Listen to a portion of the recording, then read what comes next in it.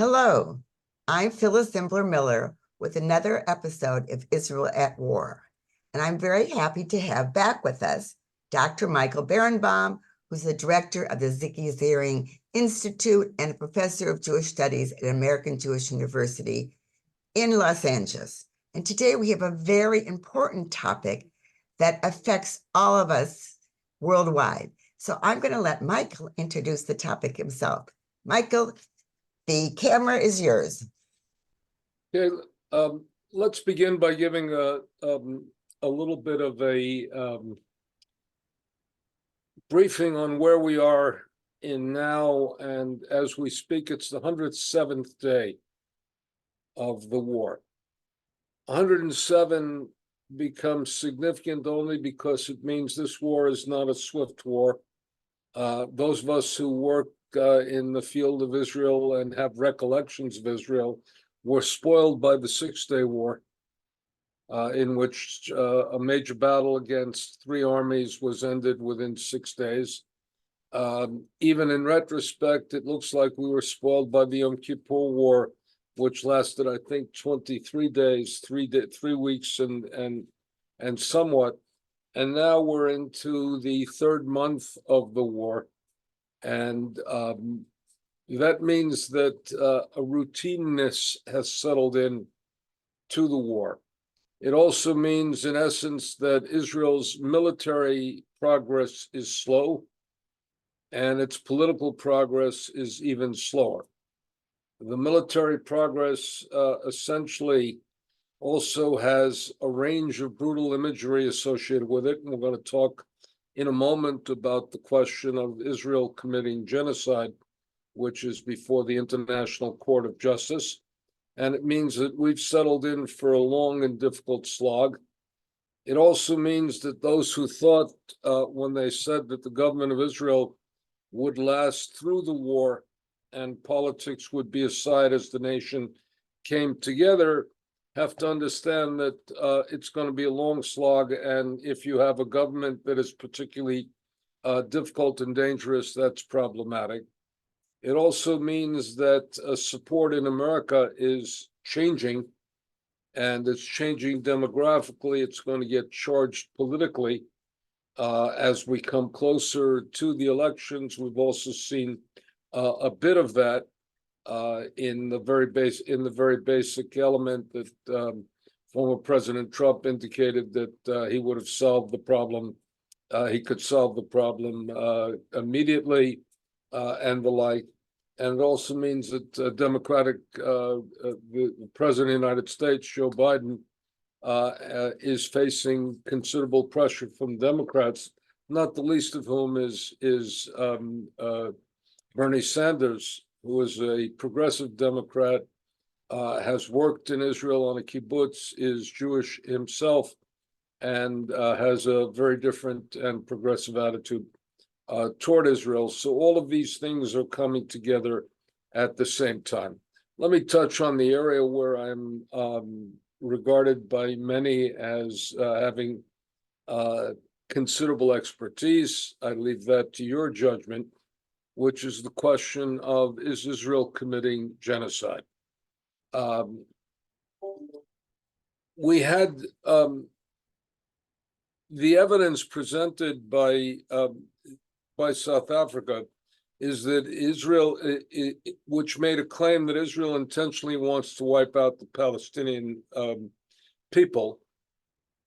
The evidence for genocide that was presented by the South Africans at the International Court, let's clarify for people who might not have. To the International Court, rested on a series of statements by members of Israel's parliament and Israel's cabinet, which indicated which persuasively indicated a genocidal intent. But the problem for South Africa's case is these are not people in power, and they're even if they're in the cabinet, and the government policy is not of this nature.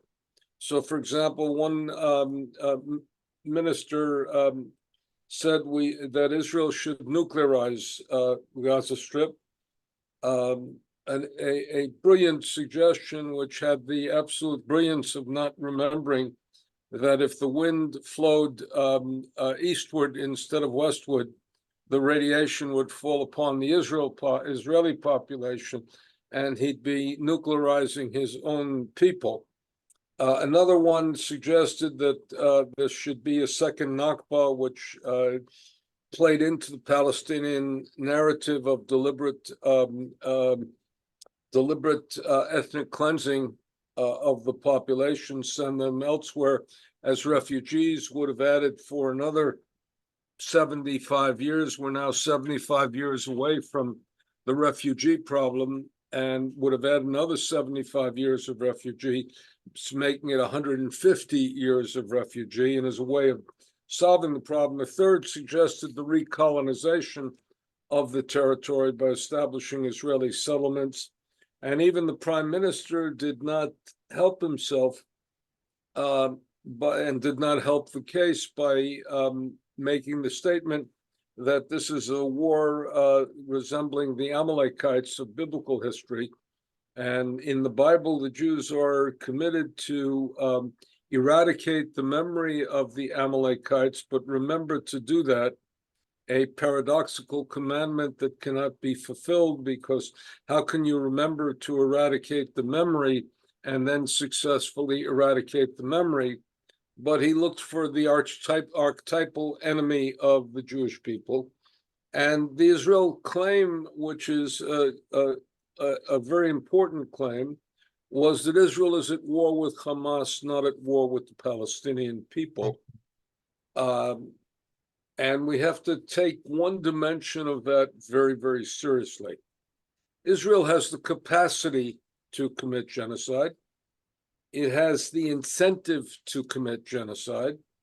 And if it were committing genocide, we would see the evidence of that genocide in a variety of different ways, not least of which is something that I do know a good deal about, is the question of the birth of population under conditions of genocide, because under conditions of genocide, the population does not replicate itself and does not reproduce.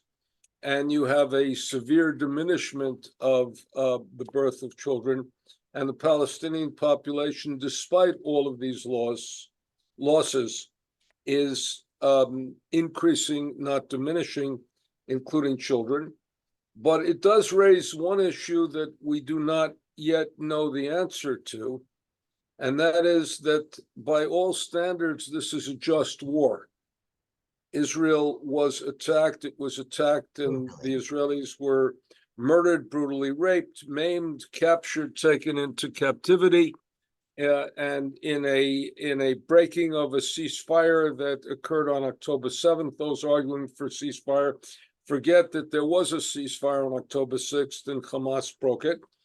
And therefore, it is by all measures a just war, even the ability to defend oneself.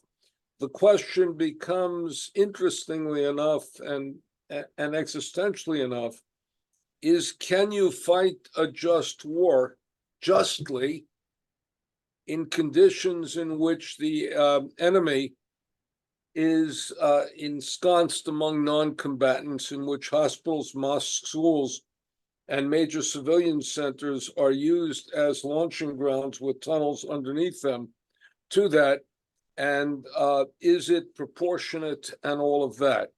That will generate a very important intellectual discussion and perhaps a legal discussion in the future as to whether just war theory is adequate to contend with these circumstances, and what amendments are we going to need to just war theory, what refinements are we going to need to be able to figure this out. And if we take the statistics, and I have a problem with taking the statistics because I'm not sure the statistics are correct on either side. The Israelis claim to have killed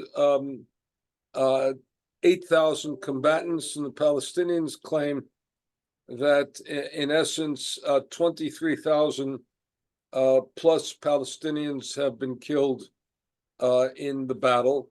If that's the case and were to be taken seriously, and if it were accurate, that would mean a 2-to-1 or 2.5, 2.75 to 1 ratio among the people killed, a 2-to-1 ratio among the people killed between civilians and combatants, which in terms of the history of warfare and of urban warfare is not bad.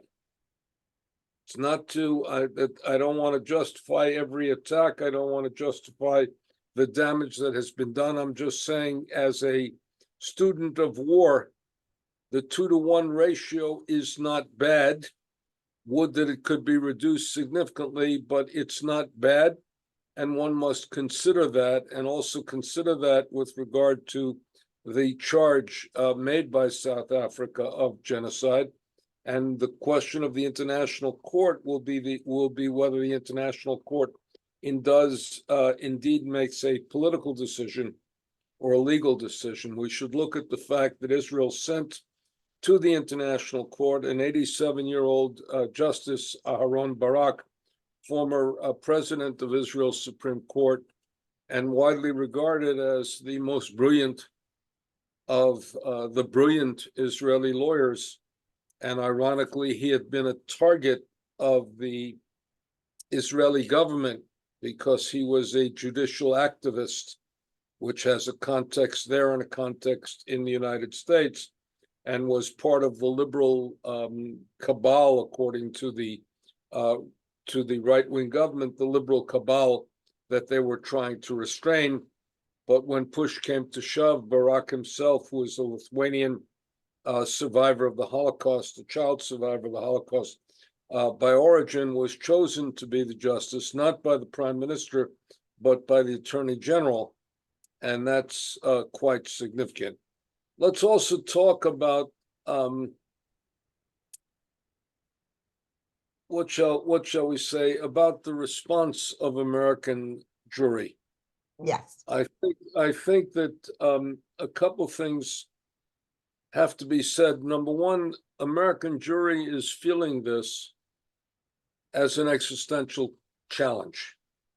If I want to look at this overwhelmingly, I have to say that the Jewish people made and this is in my field, Jewish people made 3 decisions after the Holocaust. Decision number one was to remain Jewish, not a guarantee. Remember the Madeleine Albright story of the Albright family converted to Christianity, did not inform their kids of shooting. Yes, and also Tom Stopper did not know. And I'll have to get back to you in about an hour on my Zoom call, okay? Tom Stopper, who is an incredible playwright, did not know about his Jewish background.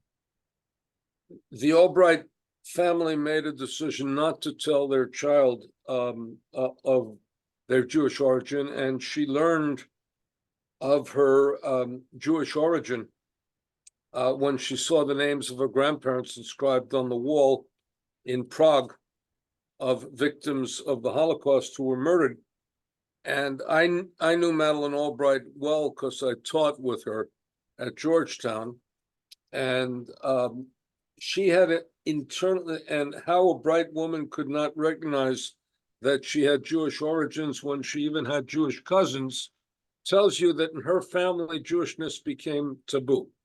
We've also seen this, by the way, on Broadway in a new play by Tom Stoppard called Leopoldstrasse. Yes. Which is the story of Tom Stoppard's own family, which was a Jewish family in Vienna, one of whom converted, and his family escaped to London, raised him, but did not indicate to him that they were Jewish and they come back. He only learned that in the 50s. Albright learned that when she was the Secretary of State of the United States in the late 90s. Yeah, we just want to add that this summer when Elle and I were at, in May in Terezin, in one of the places where the urns were kept, Madeleine Albright has now dedicated a plaque recognizing her Jewish ancestors. So that was interesting to see. So decision number one was to remain Jewish. And we have to say that that was not a given. Given what had happened to the Jewish people, they could have said, damn this Jewish experience. The world doesn't deserve it, and we don't want it, and I don't want to condemn my children to potential victimization. We made two more decisions that were decisive to defining the 78 years since the Holocaust. The second decision was that the Jewish future could be guaranteed, we thought, by a Jewish state with Jewish army and a Jewish government that would protect the security of its citizens and therefore secure the Jewish, that would be independent and secure the Jewish future. The second decision is that Jewish future in the diaspora could be secured by Jews living in liberal democracy where human rights, human dignity, freedom of religion were respected. And among those rights, liberties, and freedom of religion were the freedom of Jews to be Jews, and they would be protected. It is clear now that Israel has lost its sense of security in its sense that the IDF could protect it, not the sense that it would protect it, but could protect it against an enemy who, again, created a pogrom, something that we had experienced in Jewish history when we were in alien territory by police and legal officials who opposed Jewish life and who turned a blind eye to it. And the second thing we're uncertain of is whether the liberal democracies, and I'm not talking about politically liberal, I'm talking about classically liberal, whether liberal democracies will remain subject to challenge in the world in which we live, not the least of which is the United States of America. So we're feeling an existential crisis. We had an incident that was interesting in Los Angeles, and that I was party to a controversy about, in which there was going to be a demonstration in a Jewish neighborhood on a block adjacent to in a park adjacent to a synagogue. And that demonstration was going to be held on a Shabbat afternoon, on a Sabbath afternoon at 3 o'clock, when afternoon services, which were sparsely attended, were to be scheduled at 4 o'clock. The synagogue made an interesting decision, and the interesting decision was to essentially move services to an undisclosed location, and consequently not to have the synagogue open during that hour.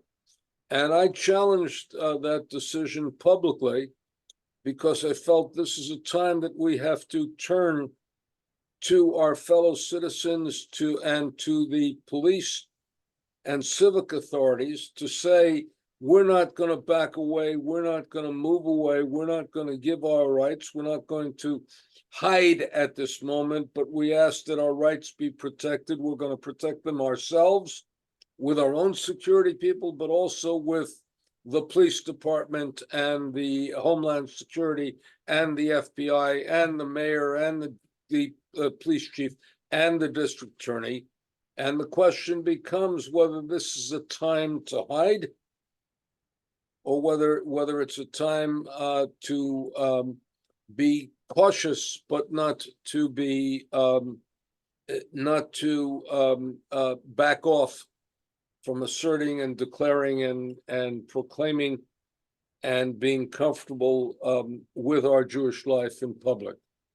I want to say that I feel this particularly and peculiarly, and my generation, and Phyllis, you and I are of the same generation, because we lived in a period of time, and when I was educated in New York yeshivot, in New York parochial schools.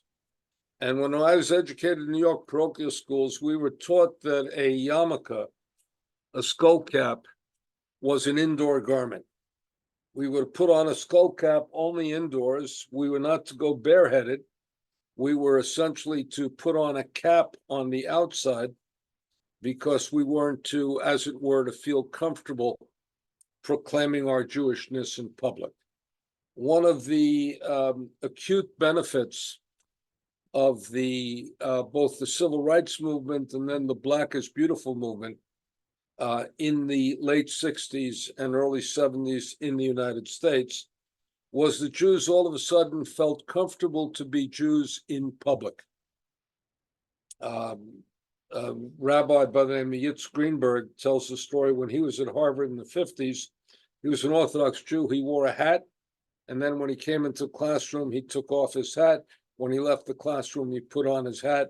He would come back to Harvard in the 70s and 80s, and he would see young men with their beautiful young women in miniskirts and hip hunger dungarees, and he would not envy them the women on their arms, but he would envy them the capacity to wear a kippah at Harvard, which means to be publicly proclaimed as a Jew. When Harvard University Hillel moved to the center of campus, the provost of Harvard University, Henry Rosofsky, said this categorizes the movement of Jews at Harvard from the periphery of Harvard to its center, and here we remain to stay. We intend to stay. We've seen at university campuses, most especially at elite university campuses, that all of this is open to challenge today. And American Jews are feeling besieged. They're feeling uncomfortable. They're not feeling part of acceptance as Jews in the world. They're, in fact, I said this to an audience that I spoke to. Congratulations, you're white. Means you've made it as part of the American mainstream, but now you are white privileged oppressors. Yeah.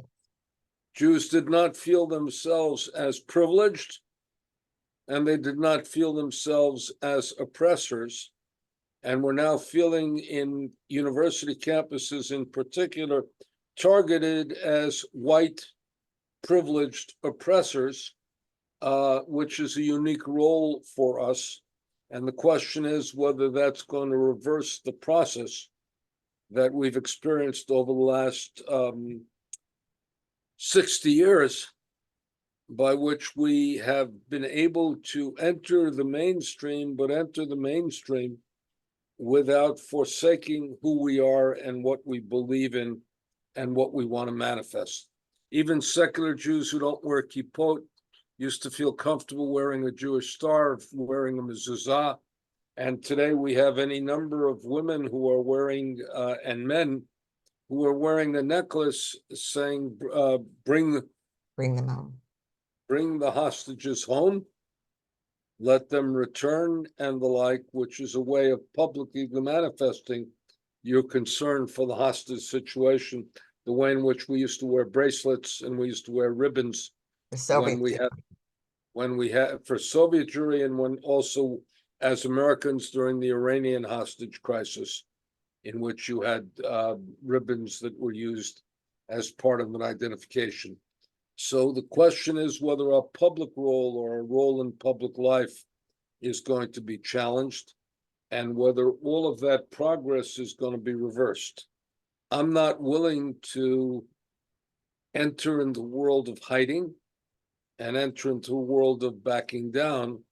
I believe that America still, and by the way, that's supported by empirical evidence, that America is still receptive to its Jewish community, welcomes it as part of the United States, and that we have a good deal of public support, even though there are, both on the extreme right and on the extreme left, challenges to Jewish life in the United States.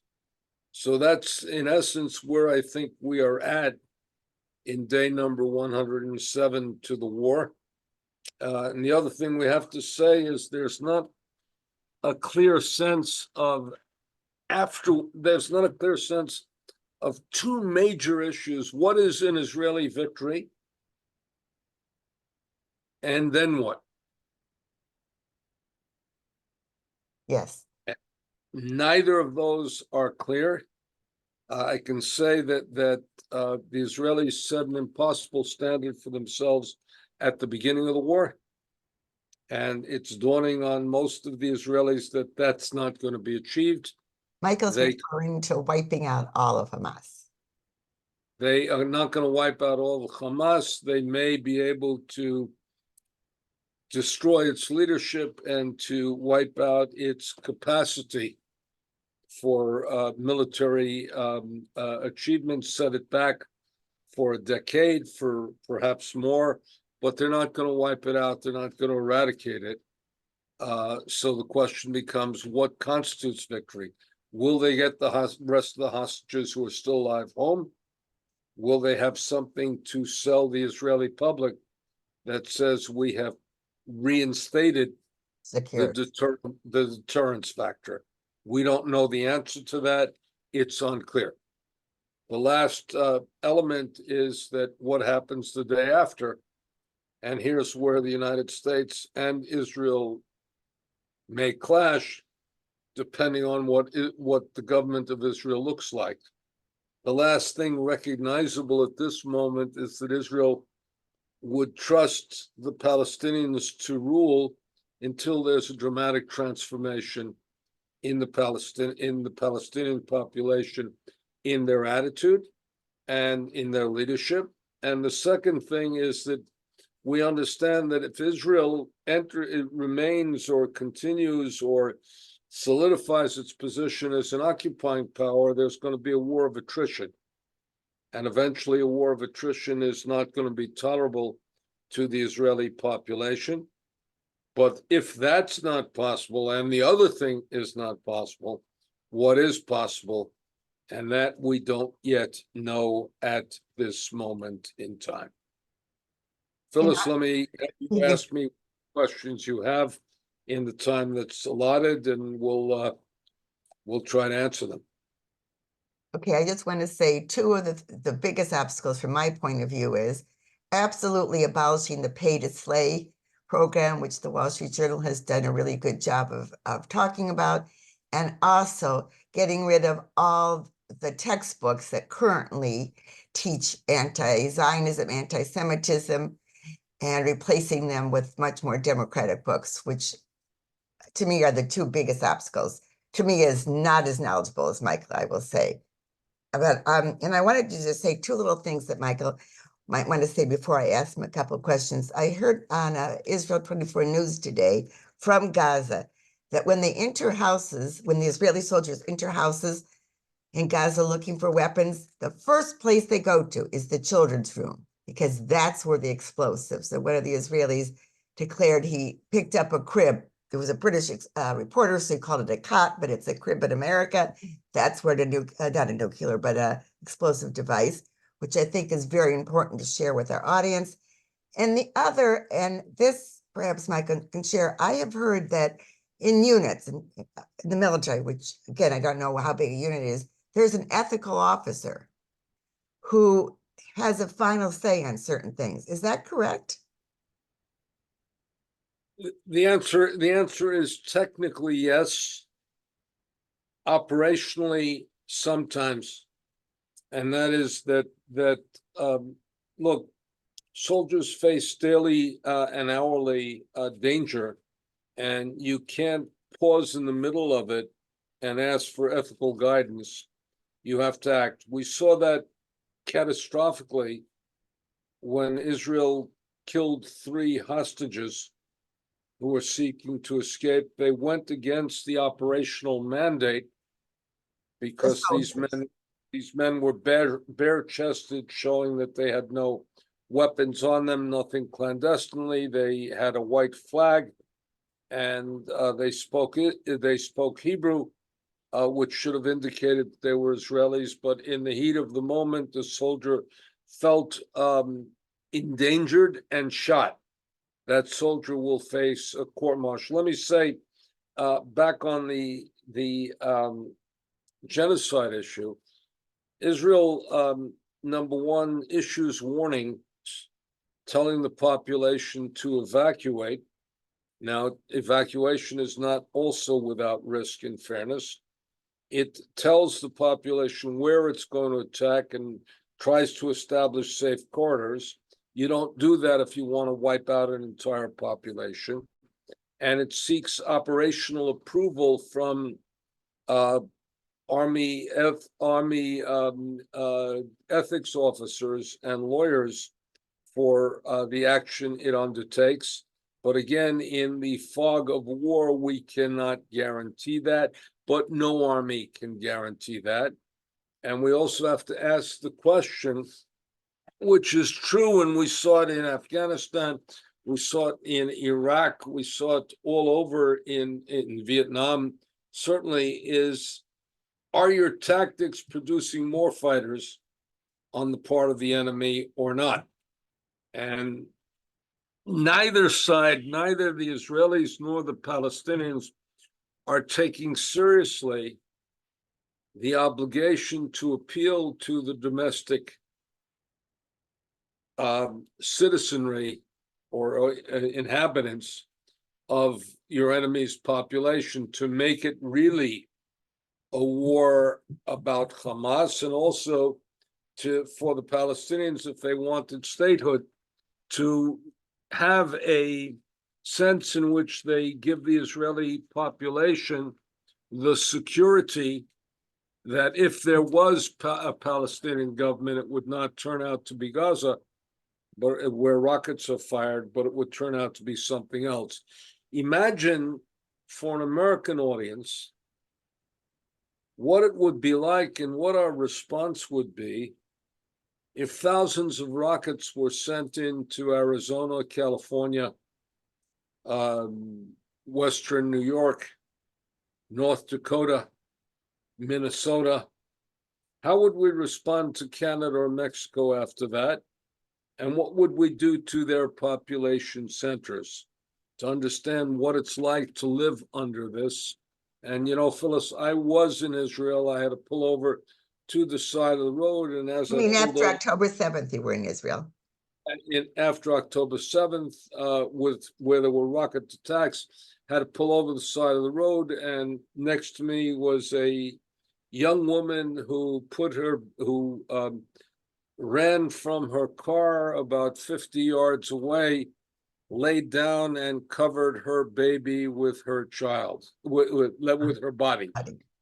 And I want to tell you, I was moved to tears by seeing that gesture, and it was an instinctual gesture of a mother trying to protect her own from rockets that could land anywhere and do whatever damage imaginable. So I've seen it, I've experienced it, I've been there, and I know this world. And the documentary, whose name escapes me at the moment, done by the filmmaker that was murdered on October 7th, when I saw it about his kibbutz, breaks my heart, because you're having dinner and you're interrupted to go to the shelter. You're doing this and you're interrupted. To live like that is just, it's just not fair. They shouldn't have to live that way. And again, there was a ceasefire on October 6th. Had the ceasefire held and not been violated by Hamas, neither Jew nor Arab, neither Palestinian nor Israeli would have to live like that, because there was at least a modicum of confidence that one could have dinner uninterrupted by rockets and by the threat of death. So with that sobering comment, we can end this particular episode, although again, I would just ask Michael if he could just say a few more words of encouraging us Americans and people elsewhere in the world, Jews and non-Jews. How do we speak up against this? How do we not hide? Michael showed me before we started this a picture of a menorah from a German city in 1931, and then from Let me say, there have been times in Jewish history when the best advice is the advice that we get. I'm at a university, so we all get active shooter training. In active shooter training, the the rule is 3 words: run, hide, fight, in that order. Run away from the danger, hide from the danger, fight the danger when it becomes more acute.